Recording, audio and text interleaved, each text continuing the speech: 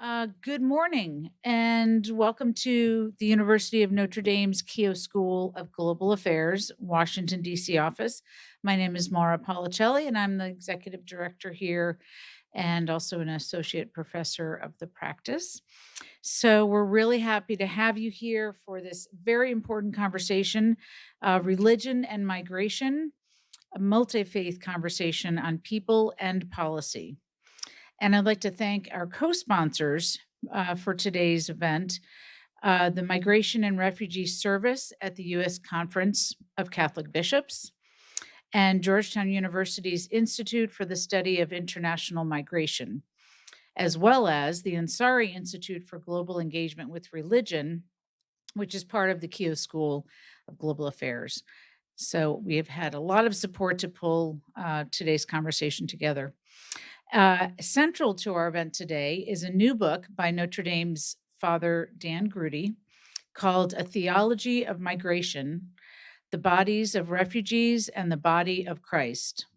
Copies of the book are for purchase in the foyer, so please take a look. It is fantastic, and those will be there after today's conversation.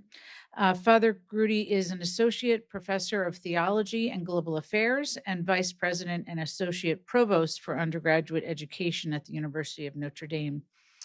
We are thrilled to have distinguished experts with us as well to offer perspectives on Father Groody's book and the topic of migration from the Jewish faith and the Islamic faith.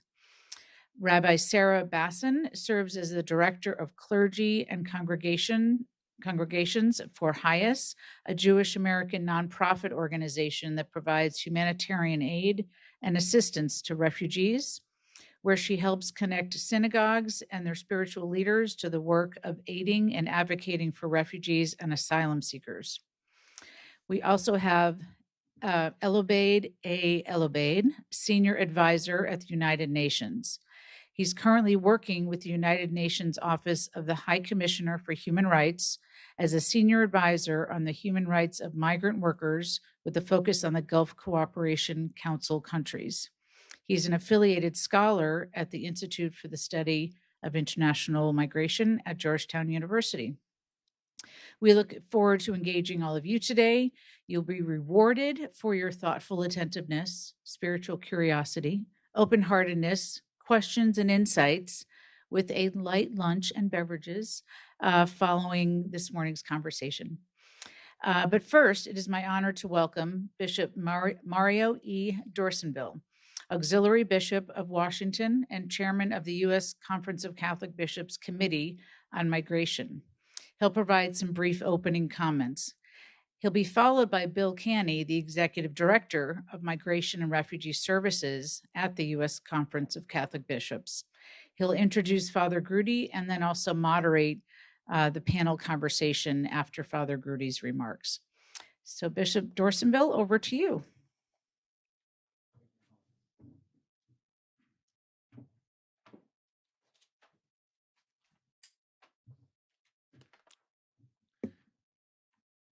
Good morning, everyone. It is a blessing to be with you as we gather together for a timely conversation on the intersection of faith and migration. Is one of the most important points of Father Groody's book. It goes without saying that the migration-related challenges we face together are immense and complex. Earlier this year, the United Nations reported for the first time in history a worldwide total of 100 million forcibly displaced persons. War, persecution, famine, and climate change are just some of the conditions forcing people to abandon their homes. Deep political divisions in this country continue to hinder comprehensive immigration reform that we have been looking and waiting for so many years to happen. But as a people of faith, we are also people of hope. Divine providence is our guide. This does not make us immune to the challenges I mentioned, but it does give us the courage, confidence, and commitment needed to face them. For the past 3 years, I have served as the chairman of U.S. Catholic Bishops' Committee on Migration, and in that role, I have been fortunate to have Father Groody as a consultant on the committee. I am grateful that we now have, with his new book, A Theology of Migration, to inform ongoing discussions around migration and also bring to the light the relevance of sacred scripture in leading us to understand the human tragedy faced by so many millions of people. His reflections on these issues are not merely a product of a scholarship as important as it is, but are informed by a man of faith who has traveled the world and had diverse encounters with so many on the migrant journey. While Father Groody is an expert on Catholic theology and migration, we also have within us representatives from other faith traditions who bring with them unique perspectives. This is important for several reasons. First, these diverse perspectives will highlight common areas of interest that can inform our collective work in the public square of these issues.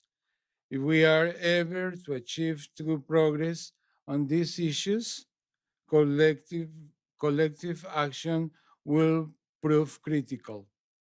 Second, differences that might emerge in our moral or prudential judgments will challenge us to examine closely our own convictions and how we each approach these issues. Third,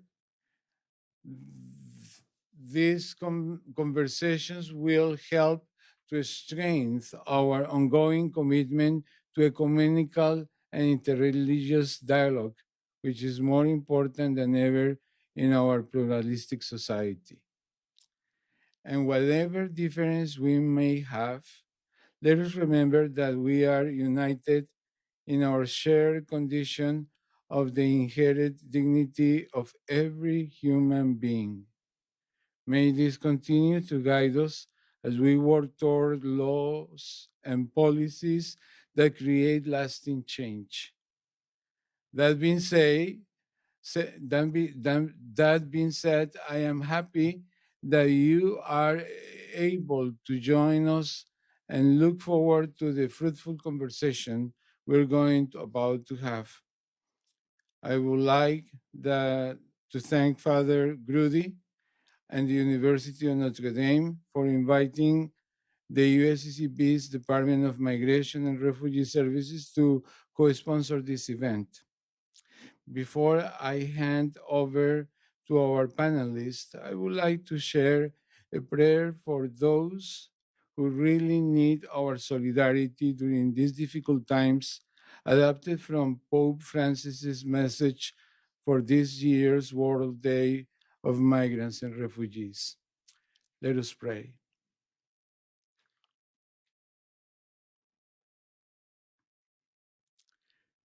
God of all creation, make us bearers of hope, so that where there is darkness, your light may shine, and where there is discouragement, confidence in the future may be reborn.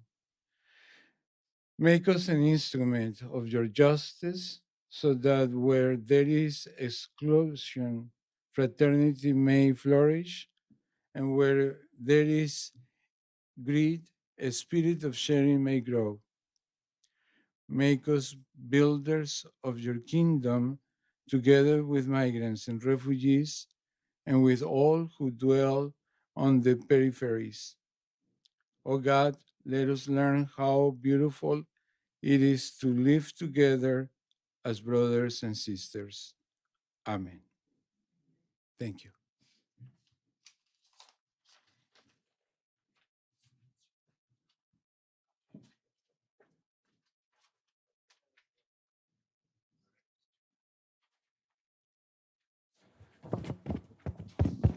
Can you hear me now? Yeah. Thank you, Maura, and thank you, Bishop, for that introduction and prayer. I'm Bill Canny, and I'm going to introduce Father Dan Groody briefly again. As mentioned, he's from Notre Dame, obviously. He's a trustee and fellow at the university and an associate professor of theology and global affairs. He's also an internationally recognized expert on migration and refugee issues, whose papers and books have been translated into 7 languages. He has edited or co-edited 4 books on poverty, justice, and migration. Father Groody's expertise in and passion for refugee and migration issues has also been applied as executive producer of several acclaimed films and documentaries. We've had the pleasure, Bishop Dorsonville and I, of having him on our migration committee for the last 10 years. We see him as both a incredible expert in the area, theologian, and also a good friend for all of us. I've read his book in the last week, and it's an excellent book. I highly recommend it for practitioners and those interested in the intersection between theology, faith, and our important work in the area of migration. So with that, Father Dan. But thank you for coming today. This is really a book about stories, and I thought I'd share with you some stories that are really shaped the heart of the book. And I don't know how I got into this issue. This issue found me more than I found it. But when I first landed at my first parish, I was still green. I was still trying to figure out kind of how things go. And one of the first families I met was a family of 14 children. And they had just arrived from Mexico. They had just come across the border. They were living in a very small room. And I remember at one point, I was there only a couple of weeks. I got a call very early in the morning, 5 o'clock in the morning. The oldest member of the family, Margarita, said, Danielle, she started screaming. She says, I can't get to work. She said, the car won't start. And if I don't get to work, she said, I'm going to lose my job. So I'm still waking up. And I said, Margarita, I don't know anything about cars. I said, but if you want, I'll be right down. And so she says, wait, hold on, wait. My sister Christina wants to talk with you. She was 17 years old and she's 9 months pregnant. And then she says, I'm going into labor. So I was suddenly wide awake. And I said, okay, here I come. So I went down there. And as soon as I got there, the mother of the 14 looked at Christina and looked at me. And she said, Christina, keep walking back and forth and the labor pains may go away. So that she's done this 14 times. She kind of knows what this is about. So I said, I'll take Margarita to the work and then come back. I took Margarita to work. I came back and she says, nope, she's ready to go. She says, I got to stay with the kids. You got to take her to the hospital. So suddenly I just broke out into this profuse sweat. And I take Christina's hand and I walk her over to the car. And as soon as I get in the car, she goes, 3 minutes, 3 minutes. I said, 3 minutes what? She said, the contractions are 3 minutes apart. I'm like, oh my gosh, this kid's going to come out here right here in the front seat of the car. And I don't know what's going to happen here. So I got into the hospital, get in there, get her all set up. And then I said, Christina, take my hand. And then the nurse comes over to me and she says, who are you? And it said, I thought saying father at a time like that might not be the best thing to say. So I just said, like, I'm just a good friend and just helping out. And as I was there, I remembered something I saw on a television show. And this, I just looked at her and said, Christina, just keep breathing deeply. And she was breathing deeply. I said, she relaxed a bit. And I said, we were there for three or 4 hours. And I said, Christina, how long does this usually take? I've got to do my first funeral homily tomorrow, and I don't know what to say. Into the suicide of a 13-year-old. So I decided to call one of my friends and I said, look, what do I do at a suicide funeral?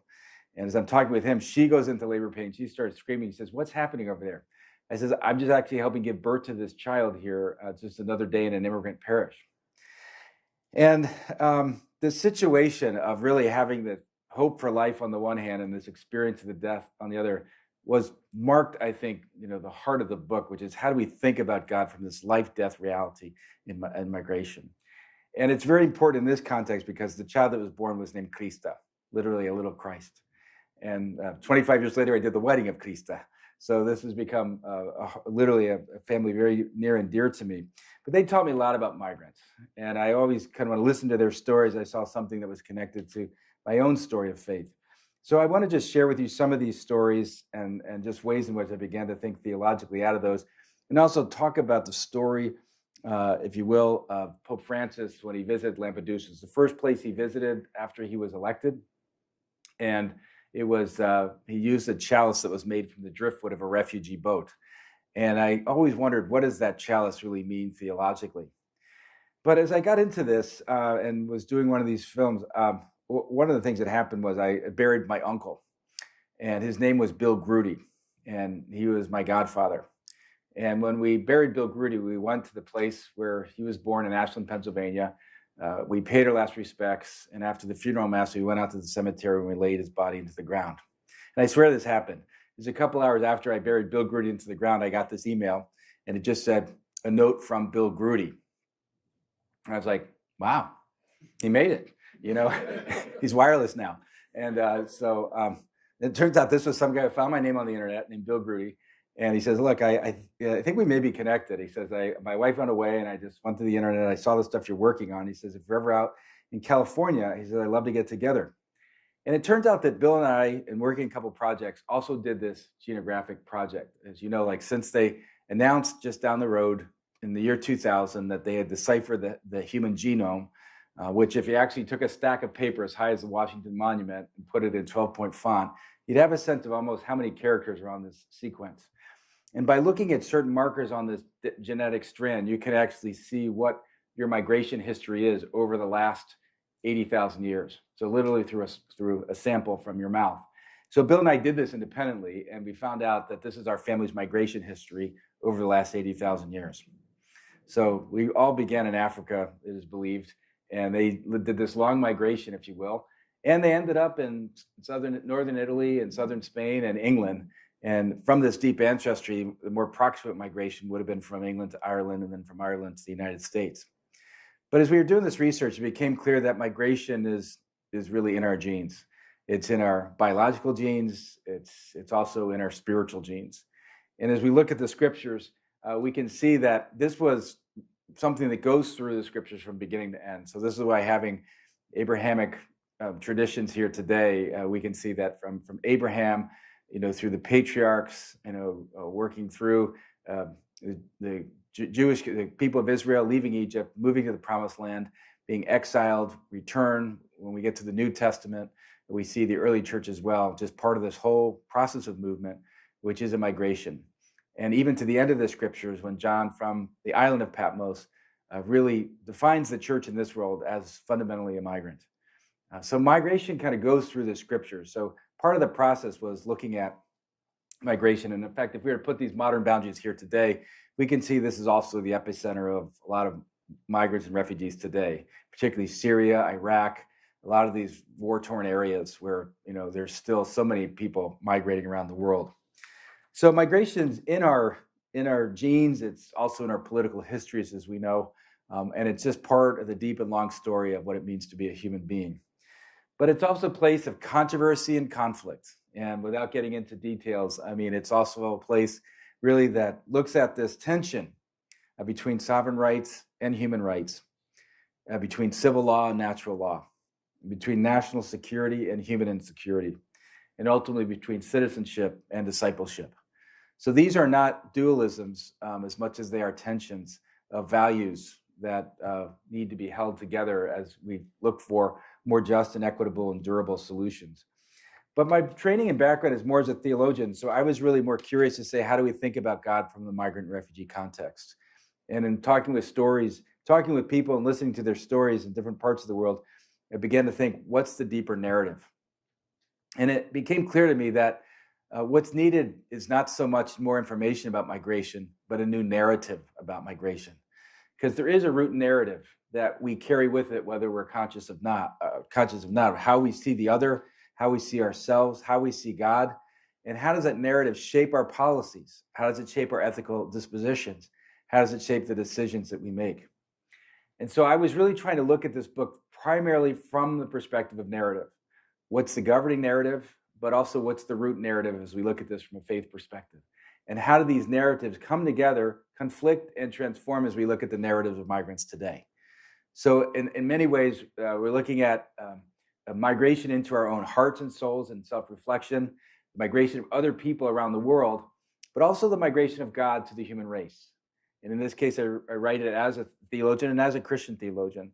So from the perspective of Christian faith, I wanted it to be particular in that sense.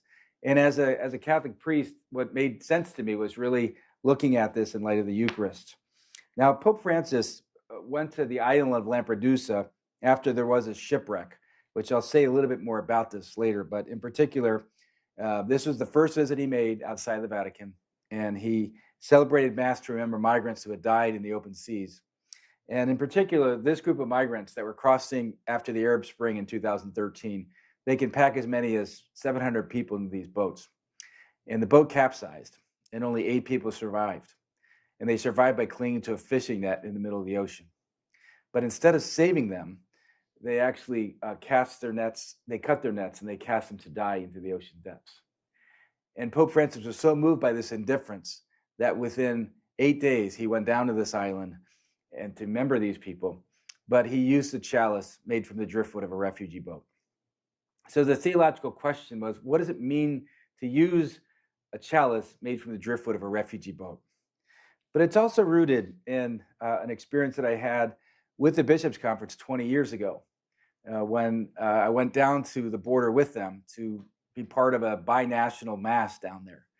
So half the communities in Mexico, half the communities in the United States, the bishops from both sides and the communities from both sides came together to celebrate one mass, around an altar that was joined from both sides of the fence. So the fence was literally in the middle of the altar. And I was struck by that because it was a spiritual event, which also made a political statement, which is different than politicizing the liturgy. And I don't think that was really the intent at all, but it's to say that there is a political implication to a faith commitment. And in this case, what does it mean to be united in the body of Christ in the midst of such a divisive political reality? So this has been at the heart of the book. And so what I decided to do in the book was to actually take the rite of the Eucharist in the Catholic tradition, right? In the Roman rite of the Catholic tradition. Okay, and to see that the Roman rite in the Catholic tradition has 4 parts: an introductory rite, all right, a liturgy of the Word, liturgy of the Eucharist, and a communion rite. So there was always a question about how I didn't want it to be churchy or preachy, but it also wasn't a book on liturgy. But it's to use the liturgy as a structuring and heuristic device to really carry the spiritual narrative, and to let that interface with our political narratives, and to bring forward the narratives of migrants today, to see how all of that can give us not only more information about migration, but a new imagination. So the 4 parts of the book parallel the rite of the Eucharist. So the first part is the introductory rite, which really tries to look at the age of migration. The second part is the longest part, which is the liturgy of the words, liturgy of the Word, which has an Old Testament section, a Psalm, a New Testament section, and a Gospel section, in the same ways that the readings would be done in the liturgy on Sundays. There's a homily, if you will, in the middle, where we walk the path of the Canterbury Tales with refugees. And just as Chaucer was reforging a new language 800 years ago, so how to reforge the language that's used about migrants and refugees today. The third part is really to go more deeply into the liturgy of the Eucharist, which is to get into the theological territory around migration, and to look at Pope Francis's visit there to Lampedusa, and to see really fundamentally what's at stake in a theology of migration is this theology of reconciliation. And lastly, the fourth part is a concluding rite, which is about the works of mercy.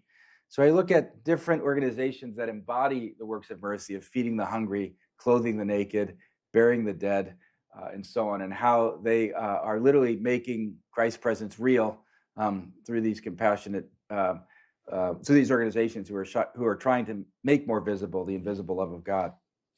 So that's really the heart of the book. But what I thought I'd do in just a few minutes I've left is just kind of go through a couple of these stories and themes and some of these parts of the rite.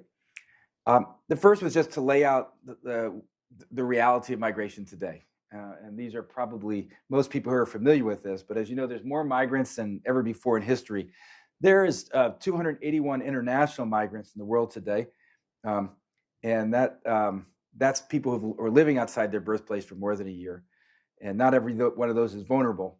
But if we look at it, 1 out of 28 people in the world is a migrant, and that means that there's also 100 million refugees around the world today. It's staggering, even in the time that we've been working on this in the committee, the multiplication of refugees that are really in the world today, more than at any point in history, more numbers than at any point in history. So how do we think about that from a faith perspective? What are the demands that my faith call me to in response to those who are vulnerable today?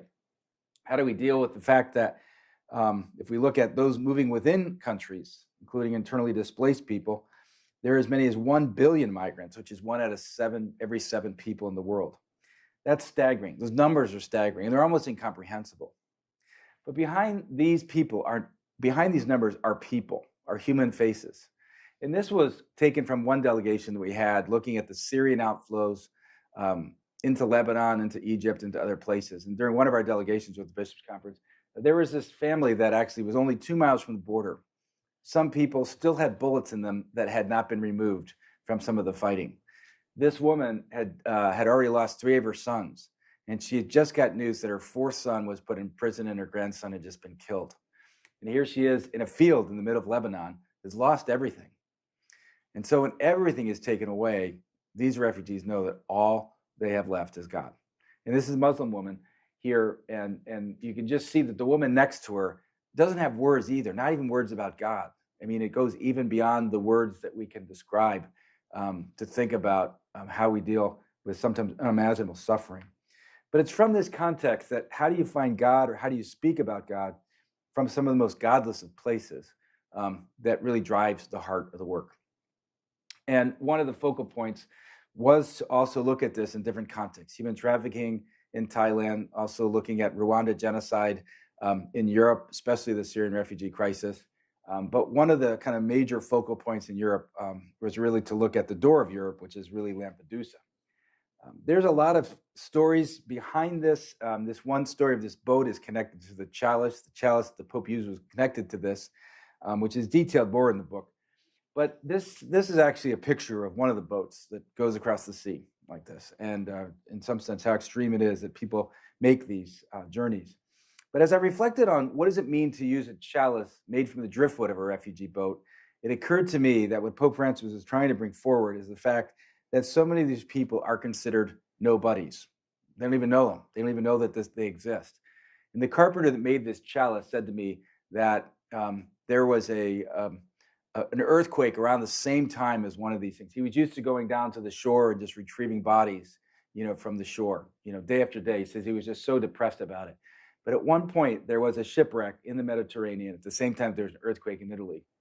And during the earthquake, they had public events, the days of mourning, airports and houses and stores were closed, and it was nationally televised. He said 300 people died, and they were mourned as being somebody. But in the same time, there was a shipwreck where 320 people died on a shipwreck. And as their bodies washed ashore, nobody even noticed.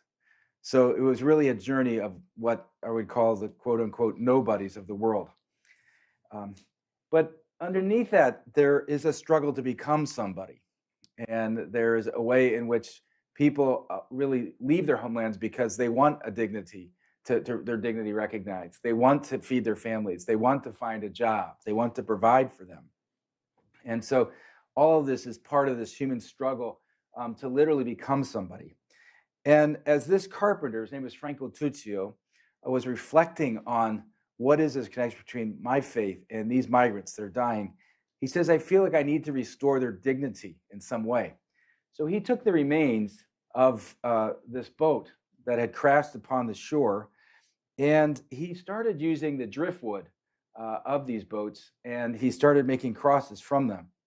And he said that when he made a cross to recognize those who had died, he felt that they had become somebody again, that those who were originally nobody had actually been recognized and valued, and that their life was considered no longer unimportant, but somehow it was seen by others and by the world.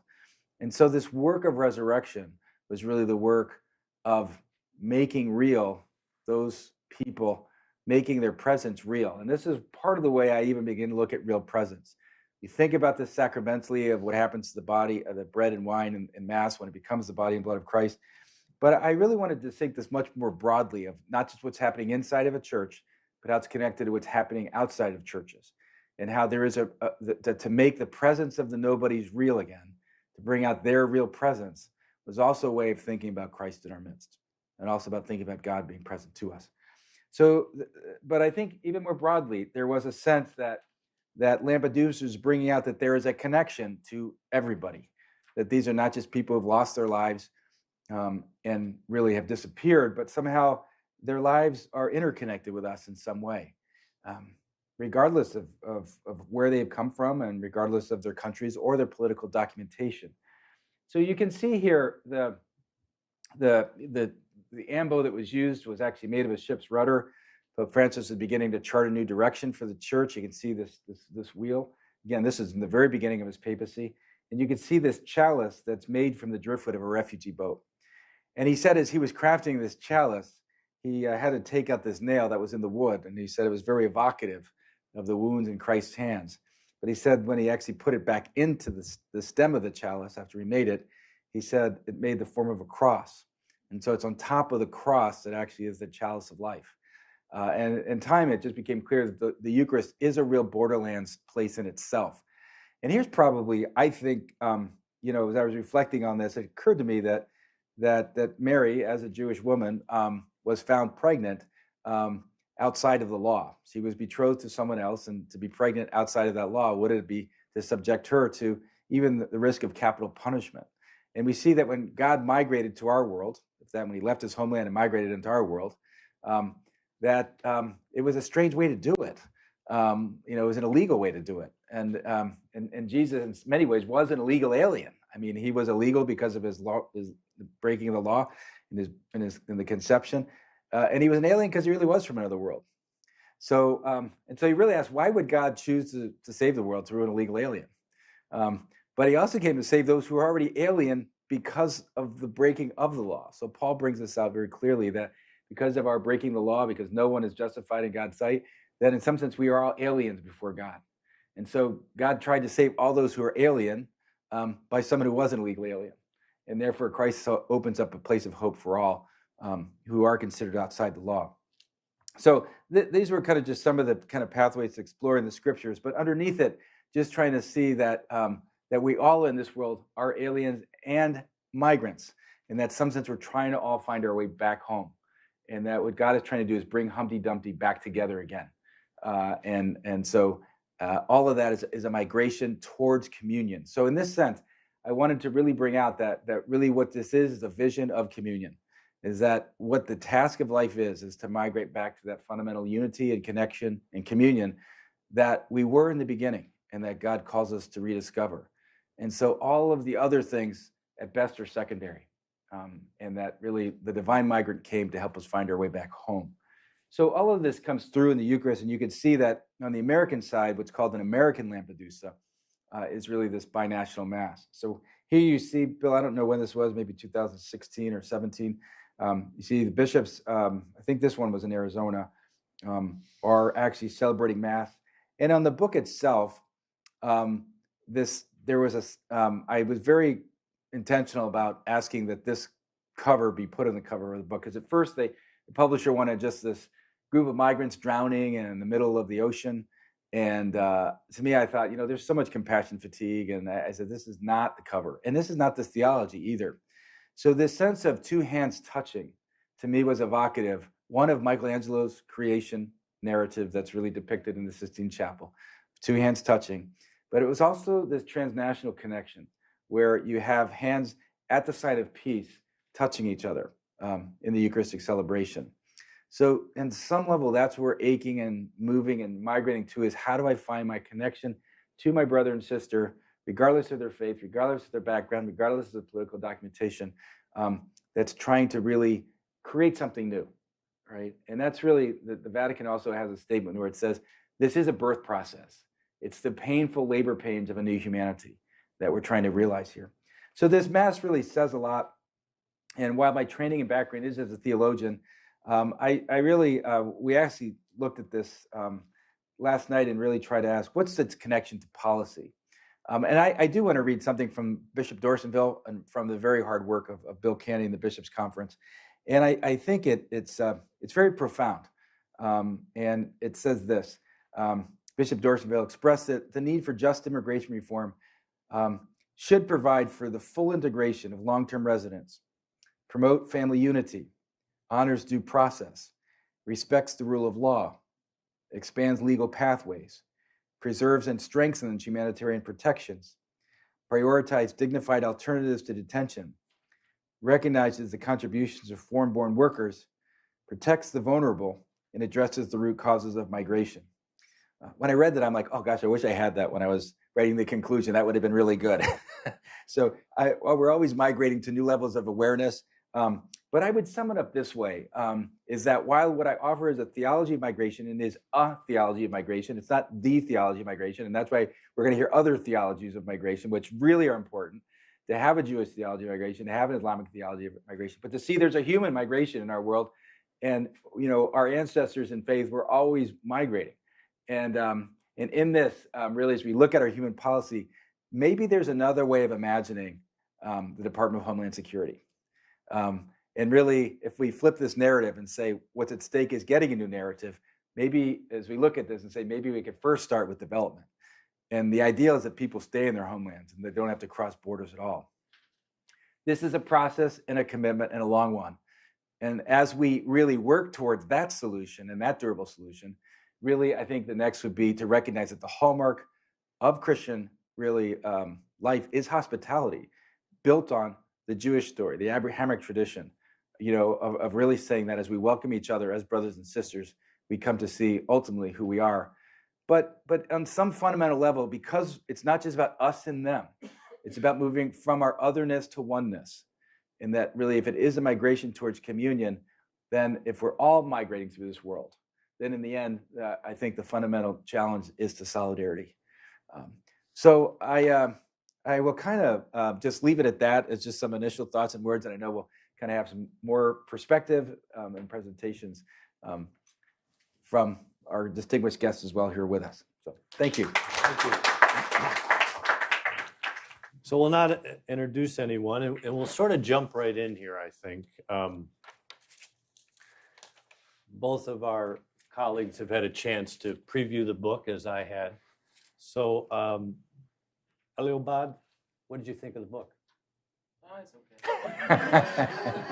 And I understand that some constructive criticism is allowed at Absolutely. such an This is affair, an academic right? event. So you can say anything you want, essentially. Please, go ahead. And also, just a few caveats. I'm not a theologian, but I did my doctorate on human rights and cultural diversity in Islamic Africa. So I did work a lot with issues of human rights within the Islamic context, and I see a lot of relevance. And I think you might see that my comments are mostly influenced by those notions. So it's also, from a personal point of view, and the reason I read the book twice is I could have been an anecdote in your book as well, I think, because I left my country, Sudan, in 1991, and I fled the coup at the time, which brought the Muslim Brothers and al-Bashir to power. So I arrived in Canada, and my migration story started there. And I find your notion of living in the border and your faith is also somewhere situated there to be quite interesting. So it's good to know that you're a fellow migrant as well, and you in the eternal sense. Mine is still, I think, an experience in the making in that sense. So that's a good reminder. It's also one of the good things about the book is confirming that some of the original normative foundations of any theological understanding of migration are almost based on the same stories, and namely from Abraham, in Islam we call him Ibrahim, and all the way down to Joseph, whom we call Yusuf, And one of the most beautiful chapters in the Quran is Surah Yusuf, which is also narrates some of the various stories. So I think, again, I'll say later on, when religious texts and ideas are mobilized to the good, they're very useful. Equally, the reverse, which is happening in various parts of the world, is problematic. So the book is a reminder that actually there is enough that you can use, at least within Christianity, quote unquote, Catholicism. There's a lot of principles that probably have been mobilized and can be mobilized to do something good when it comes to migration, or at least the migration parts that are extremely necessary and urgent, that provides a lot of comfort and protection for people who desperately need it. The other point is that I think when I look at my own religion, I can tell you very briefly that migration is quite monumental in establishing the religion itself. And there's two events that set the stage for the development of the religion.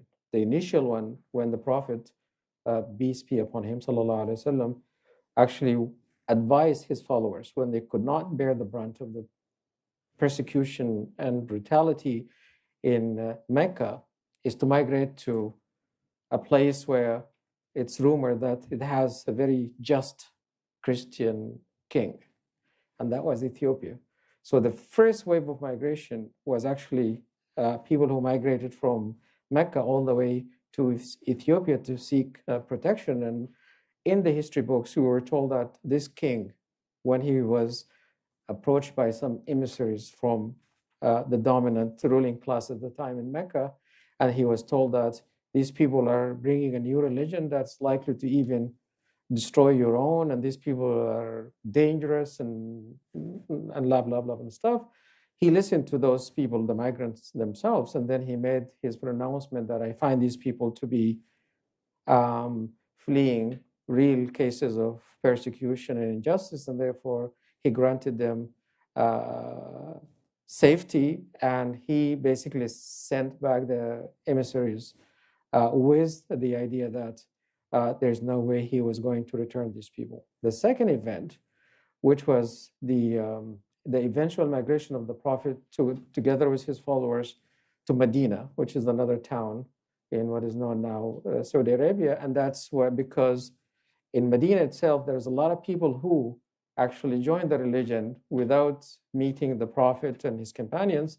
And they kept sending messages saying that, come here, we'll provide you with protection and safety and all of that. And that's eventually what happened. Now, what do you know? This migration in particular is actually signals the beginning of the Islamic calendar, which we follow today. It's called the Hijri calendar, which means the migration calendar. And that's the lunar one in that event. So yeah, I think the book is a good reminder that actually if you look with good intentions and a clear set of eyes, I think you're likely to find a lot of normative support to ideas that will make a lot of people's life more comfortable and more meaningful, or at least make them alive or get them to continue to be alive. So, grosso modo, I think one of the things I take away from the book is I'm encouraged to perhaps look deeper into my own religion, to look into perhaps similar supporting ideas and normative facts to work on this. And of course, in my case, I'll look from a human rights perspective, but I think it's a good idea to look at some of those. I will later on talk to you about why notions like this are not necessarily well developed under current Islamic theology. Hopefully that there might be a point to do that, but this is one of the things that I'm fairly grateful for this opportunity, which provoked a lot of thoughts and curiosity to look inside and perhaps come up with something more useful or similarly useful. Thank you. Alabai, thank you very much. Rabbi Sarah, what did you think of the book?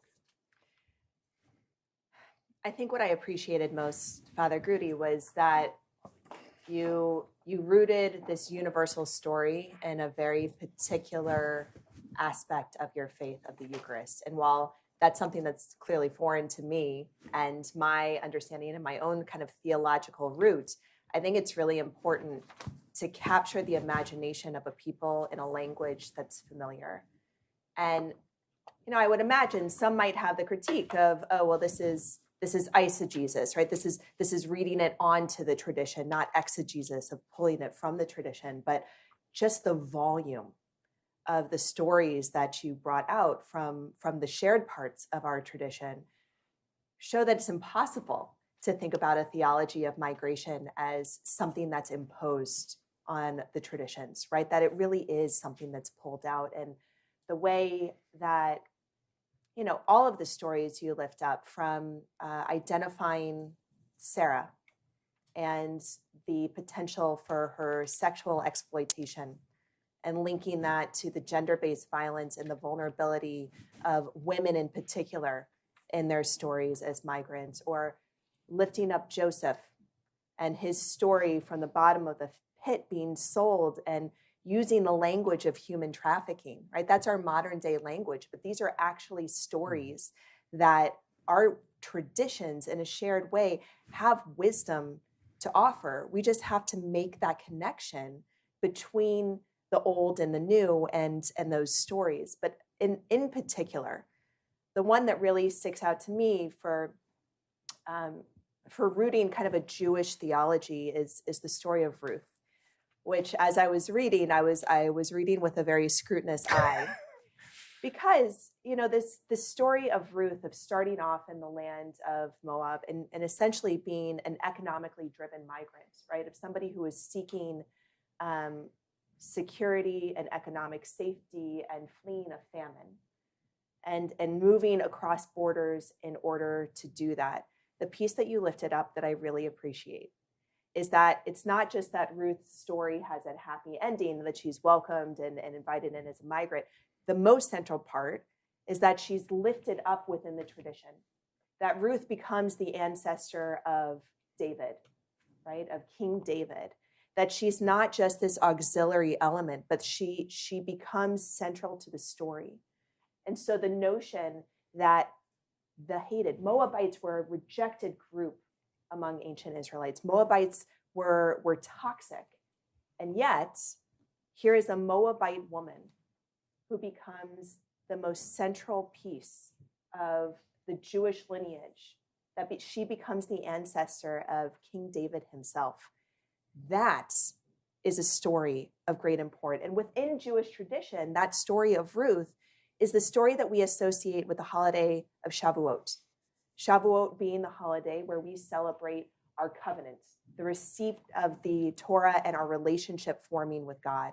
So the fact that our notion of covenant lifts up the story of hated migrants becoming a core component and necessary to our own self-understanding as a people, it's just one of the examples that is lifted up. But again, I think what's so important about what you do in this book is that it really centers these stories and makes it impossible for people of faith to ignore or to try to push off as incidental.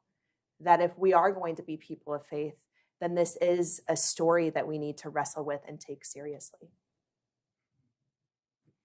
Father Dan, any response to Alobaid's kind of interest in developing or studying himself, but the theology of migration within the Islamic tradition?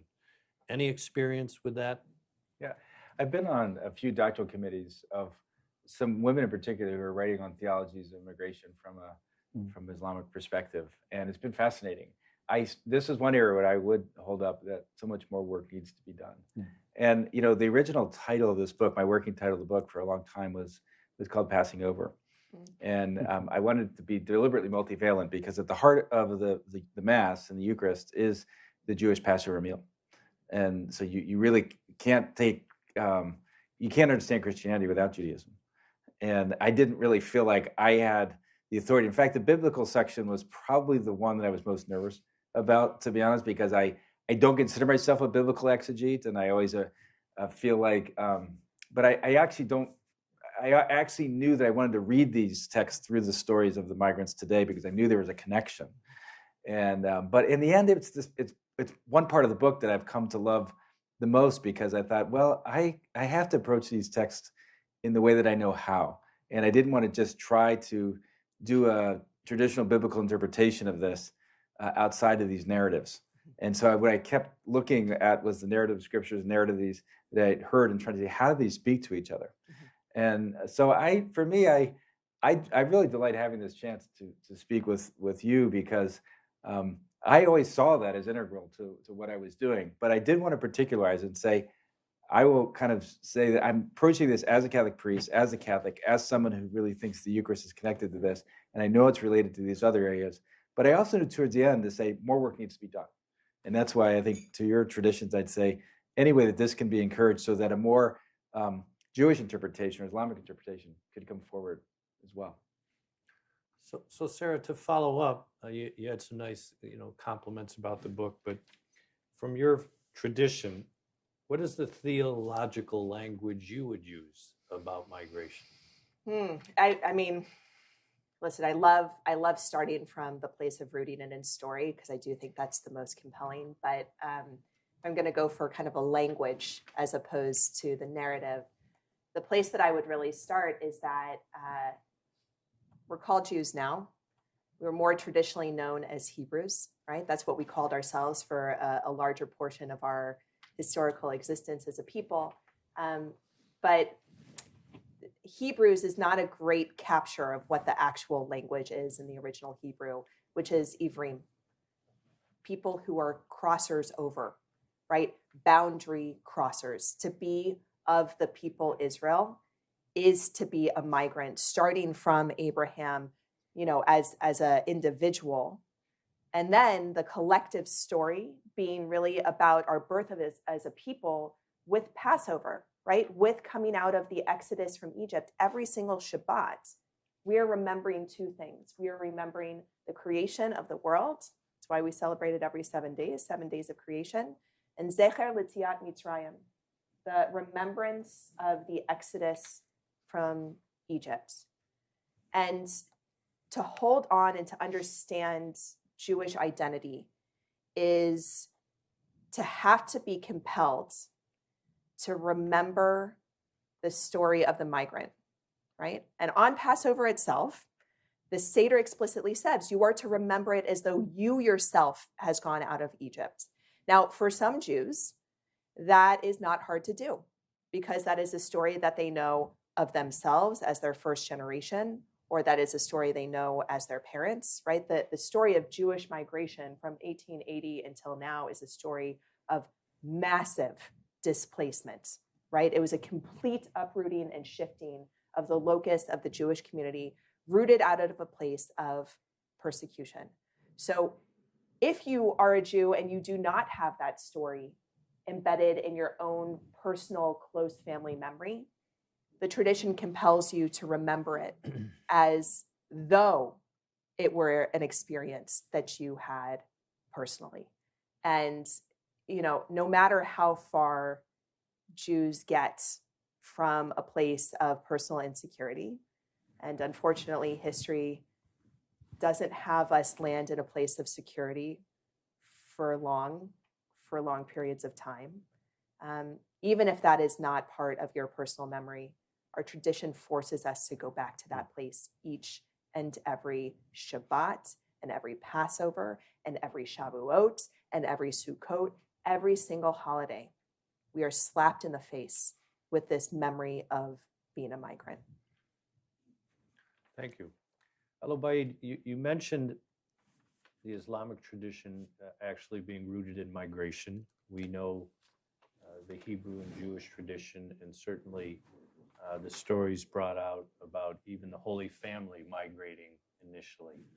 You work in the area of human rights.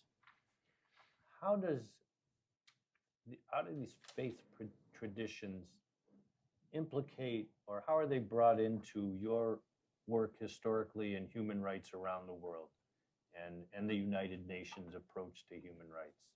Wow, What do you see? that's a lot, man. This was an unexpected Yeah. question, I know. Not scripted, but Yeah, faith and your work in human rights. yeah. I think if I confine myself to migration, the original communities that established the religion are known as Muhajirin and Ansar, the migrants and the supporters of the Prophet. The Muhajirin being the ones that who left Mecca to go to Medina. And there's a lot of principles developed around this particular migratory experience. And those could easily be identified as the foundation for what would be the normative principles that underpin migration or the entitlement to certain human rights that could secure somebody's migration. I, I was using this to read some, but I'm not going to bug you with that. But I mean, there are clear verses in the Quran asking people and encouraging them to provide security or comfort or a safe haven to people who are fleeing persecution. And that's a regional story of the religion itself. And there's a lot of jurisprudence that developed earlier. And there's, I think, probably you know Khalid Abul Fadl. I don't know. This is a guy who teaches out somewhere in California, I think. UCLA. At UCLA. He did a lot of investigation of this, and those are some of the principles. First, identification of freedom of movement as one of the main protectors of human dignity. There is a very strong correlation in the religion between freedom of movement and the ability of one to keep their human dignity. Of course, included within that, the right to practice your own religion and worship and all of those things. The second principle, which is fairly monumental, which was developed in Medina, was the Prophet encouraging an actual process of what is called mu'akha, which is initiation of some form of brotherhood. I mean, Arabic is very sexist in the sense that there is no mention, and you cannot avoid being sometimes a little sexist in terms of the terminology, but mu'akha means brotherhood, or at least the act of making people coexist with one another in an actual sense that will lead to a better quality of life. So he basically mandated the people to initiate this on the individual basis to the extent that the relationship is assimilated with an actual siblings kind of relationship, which goes as far as encouraging people, but not mandating them as a matter of law, to even accord inheritance to those people. And also there are a lot of stories, the people who are coming from Mecca saying, we don't need money or shelter, just show me the way to the market or to the farm to do all of those. So this is a notion that mandated this kind of relationship. The second notion is that notion of diyafa as a principle, which is hospitality. Hospitality simply means that you have to accord a stranger some basic necessities. Shelter and food and a good treatment is one of them. Another notion, which is very significant and could easily be adapted to the right to be granted asylum, is the notion of aman and ijara. Those are two notions. Aman means safe haven or granting protection, and ijara means coming to the support of the prosecuted or persecuted and injured or weak individual. Those are actually religious principles. And the last one, which is fairly known now for the wrong reasons, is the notion of kafala. Kafala literally means sponsorship in Arabic, or it means the ability to actually guarantee somebody safety and protection and so on and so forth. Unfortunately, the name became synonymous with the notion of sponsorship, which is in effect in the Gulf Cooperation Councils. These are all Muslim countries that have imposed this particular mechanism as a way for violating a lot of the human rights of migrant workers, who in some cases could be existing in a state of bondage or some serious forms of ill treatment. But this is originally a very, very positive and useful principle. So these are the things that I think in the faith that could be useful. Why they have not been invoked and why there isn't a lot of literature developed in the same way. I can think of 2 or 3 ideas. The one thing is that while Islam was developed under a model of a universal state, Muslims exist in nation states. And in both cases, maybe for convenience and for political reasons, they spend a lot of time trying to adapt Islam to existing principles of international law and so on.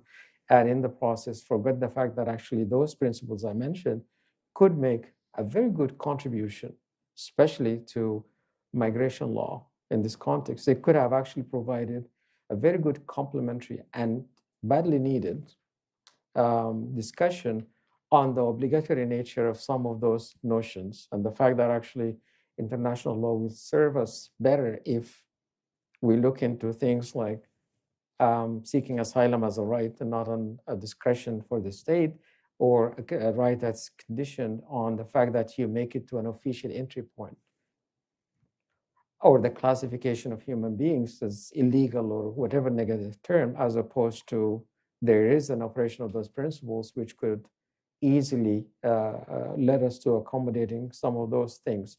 So that particular notion of a universal state, and there's almost an implicit and voluntary tendency to adopt things that are pertaining to the nation state from the existing body of international law, which is modeled on a completely different notion of a state than the Islamic one, namely border control or notions of nationality, or even notions of your human value in that sense.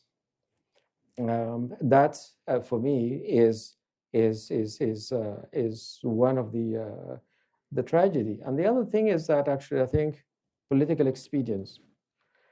Muslim states, they always throw some of those vague and general notions of solidarity, while if you look at the actual practice, they are not necessarily doing that. And just to complicate things more, even though a lot of Muslim nation states have received, or dare I say, actually received the largest number of migrants or refugee claimants or people fleeing persecution. If you look at Turkey and Jordan and Iraq, they probably received in between them somewhere between 3 to 4 million refugees from Syria. They still invoke those kind of vague notions, and not necessarily, they would not come close to saying that these people actually have rights and these people should be accorded this A, B, C, and D treatment. They're not maltreated, by the way. But again, what I'm saying is there's this convenient way of throwing in those general and vague notions, even though you could actually make the case that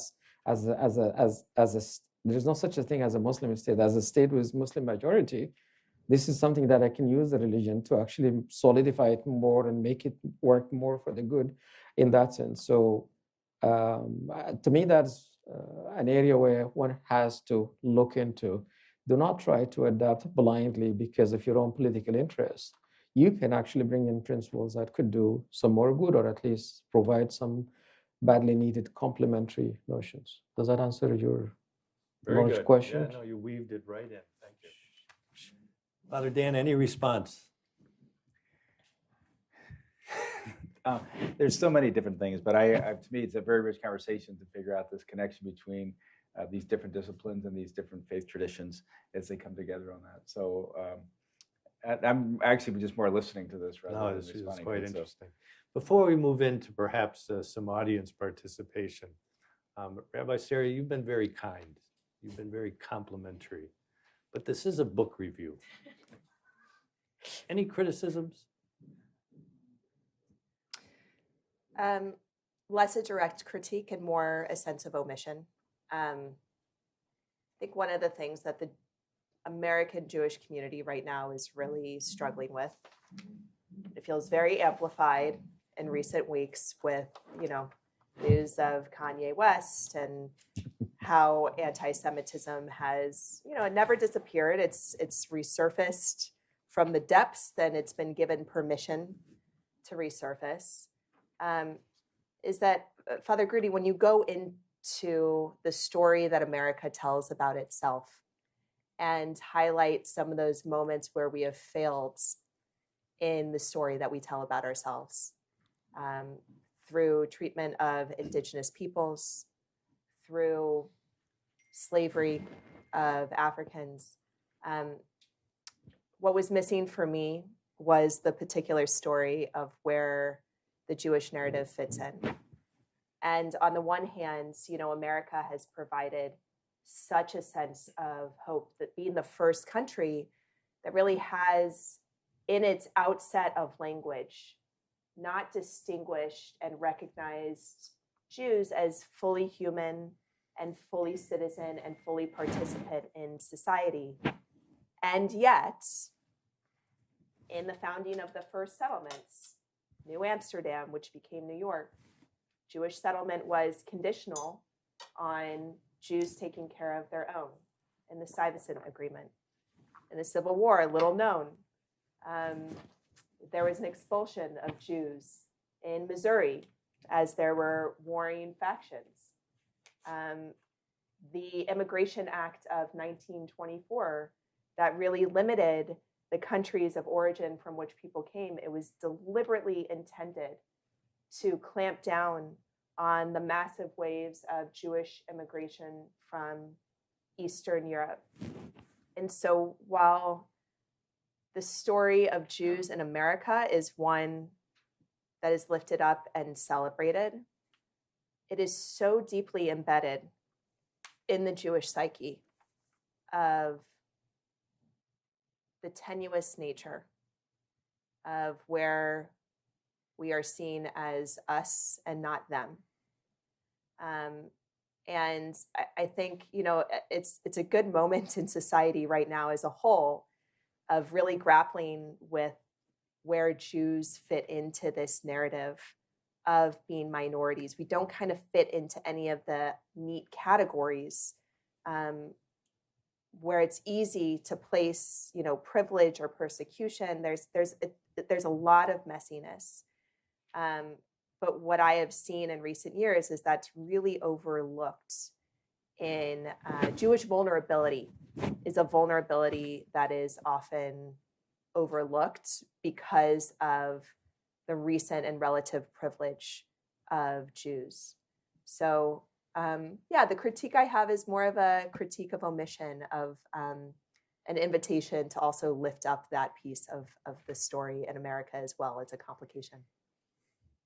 Next version. Of the book. Updated version. Yeah. Updated Yeah, this version. is, no, I like that critique actually. In that part of the book, it's really the Lord have mercy. It's a penitential rite. And I think that one of the things we say there is what I've done and what I've failed to do. And this is a very rich conversation. And I think one of the things that, we say that, the United States is a city on the hill, but it does cast this long xenophobic shadow. And one of the things from the tradition that I've always reflected on, as I said, it was easier to take Israel out of Egypt, or in this case, the Hebrews out of Egypt, easier to take Israel out of Egypt than it was to take Egypt out of Israel. And that when they got to the promised land, if they didn't remember, they would repeat the same mistakes as they had been in Egypt, because once they got into power, they would become as abusive. So really going to Sinai was a chance to really restructure their whole notion of power and greatness and authority.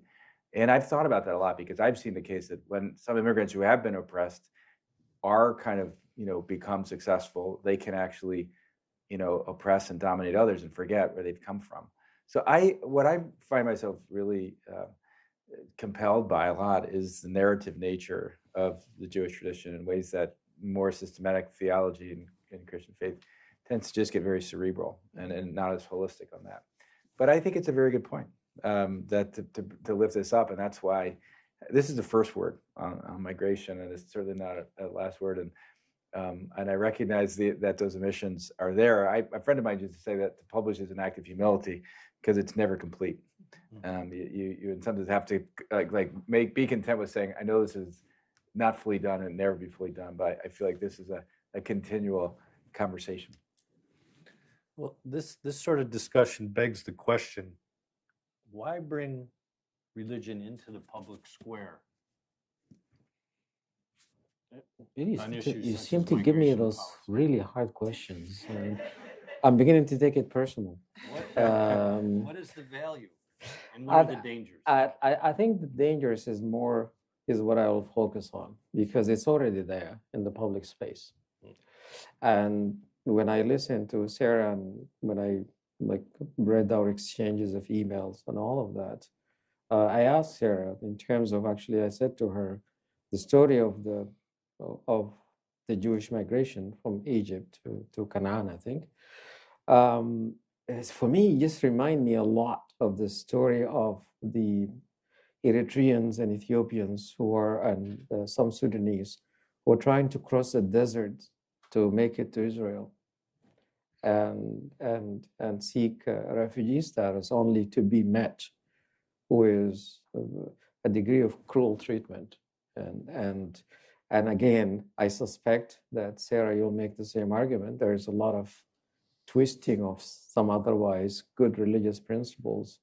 But I like your answer of saying that it's not so much actually that there's any religious text that will approve the relationship, but what will approve the relationship is another twisted notion that we all have, that notion of tribalism or self-preservation as a justification for treating people in a way that is not human or not humane, at least. So for me, that's another. But for me as a Muslim, I think what I would like to signal at this point is that there are some serious consequences to bringing religion into the public space, and especially in the hands of people who have very little moral conscience or sensitivity to the humanity of individual human beings. And as a Muslim, I could see that. I can tell you that I am old enough. Next year, I'm going to be turning 60. So I remember from my days in high school and all of that, is that I've witnessed the hijacking of my religion by extremist groups. It started from very seemingly harmless political ideology and slogans and programs to setting up political organizations such as Muslim Brothers, and then eventually Jama'ah Islamiyya and Al-Qaeda and ISIS. And those are all manifestations of the success of the hijacking of this particular religious narrative. And we paid dearly for that in terms of some of us being swept into this current, or at least I think some people took that as the fact that Muslims are free for all in terms of Islamophobia or Muslim ban or whatever it is. That is something that has to be in that sense. Yeah. So when I was reading the book, I just kept asking myself, which Christianity are we talking about? Because obviously, Father, you're talking from a Catholic perspective, which has some sordid history in the past in terms of when it comes to migration, but I think it has a lot of positive things in modern life in terms of actually the Catholic Church being involved in working with migrants and refugees and irregular migrants specifically in that sense. But if you live in North America, I'm Canadian, but I've been living here for a few years now, you cannot help but develop the impression that Christianity has been used to justify some rather heinous things, such as if it's white supremacy or straight hateful messaging or treatment of migrants, to the fact that of Islamophobia and the violence that once in a while erupts. I know that's not what you're talking about, but I want you to imagine the impression of non-Christians, of the fact that actually you would like what comes in the book, but how do you situate it with the rest? Muslims who face it every time, Shia, Sunnah, and also Salafi as opposed to modern, and Sufi as opposed to Wahhabi, and so on and so forth. So obviously, when we talk about Islam, we have to be mindful of those things. I don't know how you will remedy this, but I think that's what have been really kind of puzzling me, because this is a very positive overall contribution in that sense. But when it's perceived as Catholicism or Christianity with that meaning in mind, or when you look at the others, especially in this country, it's really difficult to have that particular some form of accommodation or a comfortable place to find. I don't know if you understand what I'm You're talking trying a to bit say. about the interplay between perhaps Christians and nationalism, Yeah, and how that leads to a certain xenophobia and tribalism. yeah, depending on the version of Christianity that you're Right. likely to listen to or to understand. Yeah. Very good. Yeah. Can I jump in here? Yeah, go ahead. I want to kind of start on the 30,000 foot perspective on religion, good religion, bad religion, and then bring it to a nice little self-critique of Judaism, because we're not immune from it either. And I'll start with something that might be a little controversial in this space, which is to say that from my perspective, I really think of religion as an amoral technology, an amoral tool that you can impose onto it, good or bad. It's a hammer, right? Which a hammer can be a murder weapon, or a hammer can be used to build a house. And religion is this just the well of these stories and these traditions, and how you deploy them is what actually matters, right? So if you choose to lift up the imperfections as commandments, right? If you choose to lift up the cruelty as a model, that's when we get ourselves in trouble. However, I don't think that the answer is to run away from religion. You don't fight bad religion with no religion. Then you're just ceding the space to those extreme voices and actually giving them the authority to claim that religious tradition in their own name. You fight bad religion with good religion, right? With lifting up these core principles that are actually exegesis, that are actually pulling these moral things out as central. And so, as a progressive Jew looking at all of the Pew studies of, the increasing irreligiosity of people, I totally get it, right? And I'm still doubling down in the 21st century on religion, because it's one of the few tools that we actually have to collectively and communally motivate people to an aspirational sense of self and to a sense of moral purpose. And I don't think that there is another technology that exists in society to be able to do that as effectively. So that's my 30,000 foot perspective. Let me get into the Jewish piece here, right? Because I think that often in these public forums, the Christians and the Muslims get more picked on. And like, understandably so. Like, there are moments over the last 2,000 years where Christianity has been more in power in a place to abuse power, where Islam has been more empowered in a place to abuse power. But that it's not something that's inherent or fundamental to Islam or Christianity that isn't also within Judaism. And I think within Judaism, right, this history and this story of persecution, of isolation, of migration, we have two choices of how we can channel it, right? We can channel it toward revenge, right? Of the story of Purim in Jewish tradition lifts up, oh, they tried to kill us. Great, we're going to try to kill them. Or you can lift up the story of Passover, which is, okay, they tried to harm us. The lesson from that is that we remember what it is to be the stranger. And the Jewish thinker Yossi Klein Halevi, who came up with this dichotomy of Purim Jews and of Passover Jews, his argument is that you need some impulse of both, right? You need the kind of self-preservationist tendency of Purim Jews because, at the end of the day, Jews have had moments where nobody looked out for us but ourselves. But if you are only that, then you become myopic and cruel and tribalistic and cold-hearted, right?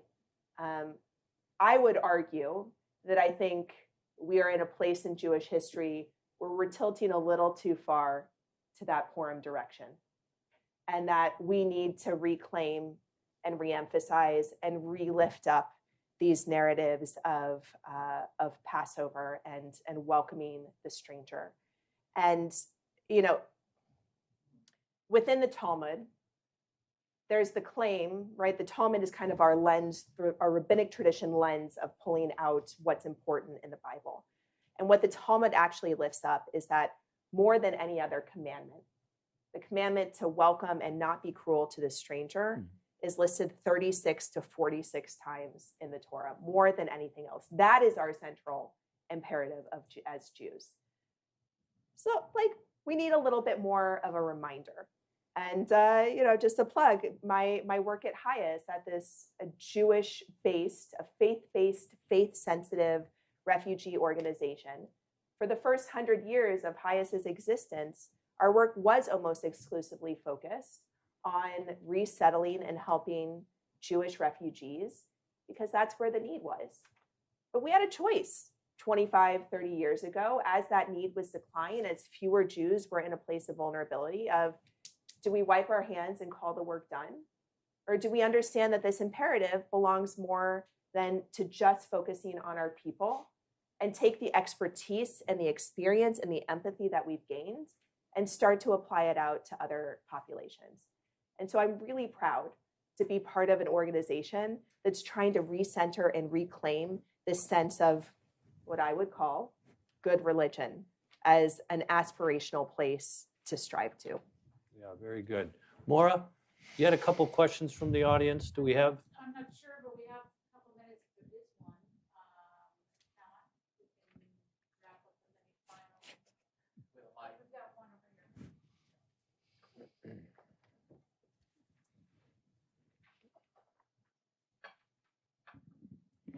Good morning. My name is Alexandra Rice. I am with the U.S. Agency for International Development in the Center for Faith-Based and Neighborhood Partnerships. Just listening to all of you, first of all, thank you so much for being here. It's been an incredibly informative session to listen, and I'm very excited to finally read the book. I will admit I have not read it yet, but I'm very excited to do so. So as a professional in this space, I am also a student. I'm sorry to our host today. I'm at the Johns Hopkins School for Advanced International Studies down the street, focusing on conflict resolution. And so as a professional in the space, as well as a student who's been looking at the role of faith in international affairs, I very much respect the power of faith, but I've also seen, as someone who studied history and as a pragmatist, that oftentimes this role is not carried forward into the public sphere with much strength. It's very difficult to see it in a constant work, as we're talking about with the UN, moving it into the public sector and integrating it in general work. And as we're working on now, bringing it out a little more into the light, and especially the impact in governments and in big international organizations. So focusing in this reframe with DHS. So hospitality and solidarity is one that can be worked on at a grassroots level. But development is a very big picture and a very big question. And I was wondering if, as the author, but also as the panelist, where you would recommend focusing the most. Is it at the grassroots level? Is it in water? Is it in sanitation? Is it in food security? Or is it more in the relationship building? And at what level? Starting from grassroots, moving into local government, or moving even higher up into the international relationships between governments and also major NGOs such as Catholic Relief Services. So we'd be very interested to hear your response. Father Dan, I'll give you first crack. Since this is the Keough School, as we've kind of emerged into the space, we continue to ask ourselves, what's our contribution to it? And one of the central concepts we keep holding up is integral human development. So that somehow this notion of integral human development has to deal with all of that. And that this is not just, in migration, it's really not our fundamental problem. It's a symptom of deeper problems and imbalances that cause people to migrate. So unless there are strong juridical systems, unless there's a chance for people to be safe in their homelands, unless they have opportunities to make a living and support their families, unless they have food to put on the table, people are going to move and try to really rectify that. So I think all of this is related to development and that. But in terms of religion in the public square, I think it's why it's so rich to have a plurality of voices and to see so much synergies within that. But I would also say more generally, it's not enough to have religion and secular as a distinction, because it's not, my belief would be, it's not if we believe in God or not, it's really what God we believe in. Because God is what we give to our hearts too. And this is why there has to be a critique both of, in this sense, we're doing theology all the time. Everyone, And this is why I end the book really on the notion, not on religion, but on contemplation. Because contemplation demands the reforming of the narratives and the transforming of our lives so that we can really perceive what's real and to try to discern where God is in our midst. And to me, that's the big problem. And the older I get, the more I realize that Jesus spent the majority of his time fighting with religious people, right? It wasn't actually political people or secular authorities. I mean, he has a problem with religious people. And religion, I think, holds out the greatest potential, I think, for world peace and world destruction at the same time. So it's our job to lift up, I think, positive religion, but to discern through contemplation where the liberation is, and to reject those notions of religion that go in the opposite direction. Beautiful. Father Dan, you're the author of the book. You're the star of our show today, and we're giving you as the last word. So thank you very much. And thank you all for coming.